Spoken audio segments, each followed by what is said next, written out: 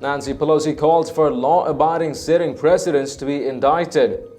Hi, great to have you with us. If you are new to TST, tap on the subscription button and click the notification bell so you can receive authentic news that you can rely on daily. House Speaker Nancy Pelosi is expressing support for a law change that would allow for a sitting president to be indicted, possibly in response to pressure from her Democratic colleagues to help impeachment proceedings against President Donald Trump. I do think that we will have to pass some laws that will have clarity for future presidents. A president should be indicted if he's committed a wrongdoing, any president. There is nothing, any place that says the president should not be indicted, Pelosi told NPR on Friday. That's something cooked up by the president's lawyers. That's what that is. But so that people will feel, okay, well, if he does something wrong, he should be able to be indicted. The House Speaker also took aim at a Department of Justice rule which prevents prosecutors from pursuing charges against a sitting president, saying that the protocol should be modified.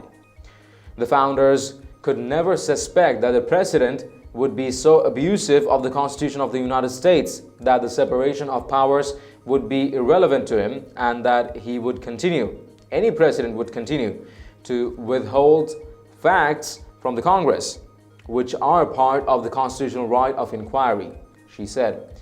By coming out in favor of the rule change, Pelosi is effectively attempting to shift the burden from Congress to the executive branch when it comes to potentially ousting President Trump. Currently, Democrats in both the House and Senate lack the votes to do so. Her comments follow the House Judiciary Committee kicking off its impeachment investigation into President Trump despite the Speaker's staunch opposition and a new poll showing the American people dislike the move. As Politico reported last week, Pelosi is at odds with House Judiciary Panel Chair Jerry Nadler's handling of his impeachment probe. According to the outlet, in a closed-door meeting last week, Pelosi criticized the committee's aides for advancing impeachment far beyond where the Democrat caucus stands. She added that Democrats simply did not have the votes on the floor to impeach Trump. Pelosi's remarks sounded more like Republicans during the hearing than Democrats. Ranking Republican Representative Doug Collins of Georgia pointed out that Democrats wanted to talk about impeachment without actually taking a vote on the House floor, where they currently would not have the votes. The number in favor stands just above 130. They need 218 for impeachment. Only 37% of voters support beginning impeachment proceedings, while 50% oppose doing so, and 12% are undecided, according to a new Politico Morning Consult poll.